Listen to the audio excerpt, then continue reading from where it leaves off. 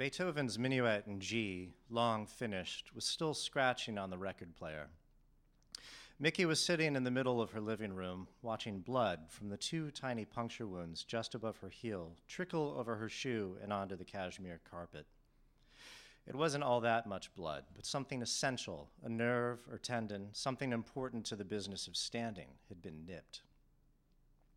Late afternoon sunlight streamed into the apartment from Central Park West, and from where she sat, unable to get up, she could hear children playing around the reservoir in the park, launching toy boats, chasing dogs, though soon, surely, they would be gathered up by mothers and governesses for supper and evening baths and story time.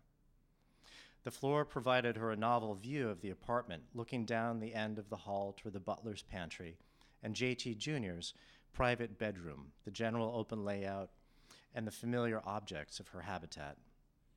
The elephant ear table in the library, the Kodiak skin on the dining room floor, the walls decorated with some of Carl's photographs, the corner of a leopard skin peeking into view from her wardrobe. The apartment looked as if it had been ransacked. It was all a shambles, despite their new maid's best efforts. No wonder nobody came to visit anymore. The furniture was a disgrace. The curtains hung in tatters. Dark smudge marks scuffed the walls and tracked over the picture molding, and now blood on the cashmere carpet. J.T. was up on the windowsill, his favorite retreat, just as the top of her tent had been on safari, watching the needle of the Victrola scratching in the dead space like a persistent but dull-minded creature, digging for insects that it would never find. When the sunlight caught the little silver collar, engraved with his name, the monkey's rapid eyes tracked the slippery, silvery bleb across the room until the spot of light hesitated in the foyer, nagging the black and white framed lions frozen on the wall. After a while, somehow she managed to drag herself into the bathroom and dab some permanganate on the wound, and then crawled her way to the bedroom. The maid was not here today. When the phone started, she just lay there listening to it ring. She must have known it was Carl, calling to say he wouldn't be home till later, which of course always meant very possibly not at all. He would fall asleep on the couch in the elephant studio, and she might not see him for a day or more. In fact, 2 days later, she was still in bed, and the leg was starting to look pretty wicked. Red streaks radiated up her calf. The leg was swollen and distorted to twice its size, almost the way it had looked when she'd been in the Budongo forest and she'd hallucinated her arms and legs were turning into elephant limbs. The pain was excruciating. She was all alone. J.T. rarely left the window ledge.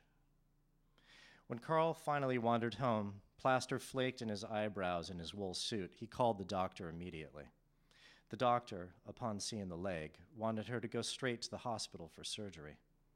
Either that or lose the leg. At this point, it was the leg or her life, but she refused to go to the hospital if they would not let her bring J.T. Jr. She would not leave the poor monkey alone in the apartment. She knew how confused and upset and contrite he already was, and she would not add to his torment by abandoning him here all alone. She placed no blame on him whatsoever.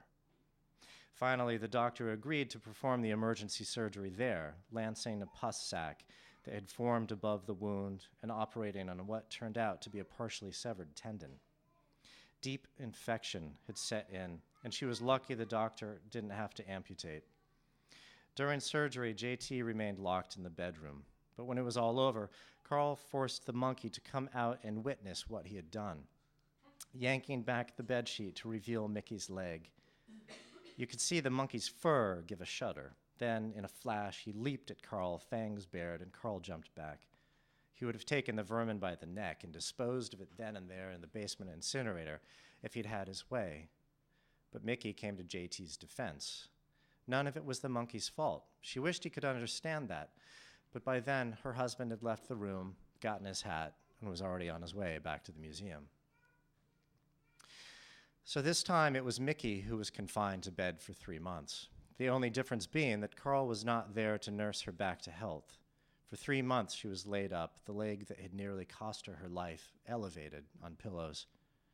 To pass the time, she fondled her rosary beads or read snatches of magazines or brushed out her hair, listening to records on the Victrola, and letting JT amuse her with his endless gravity-flouting laps about the apartment.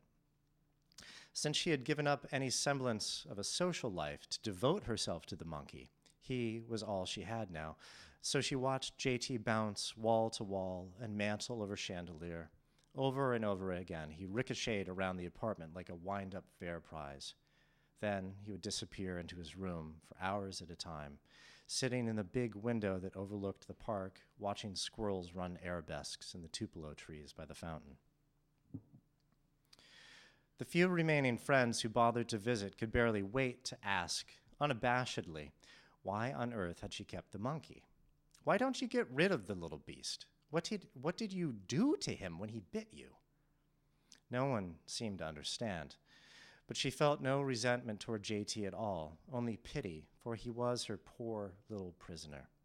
She had no idea what might have driven him to bite her in the first place. She only blamed herself. Perhaps her foot had grazed one of JT's precious dolls. More likely, it had been the stern tone she'd taken just moments before he'd attacked. She had been distracted by some house errand, and when he'd gotten in the way, wanting attention, she'd snapped, "Go to bed, JT. I can't play with you now." That's really all she had said.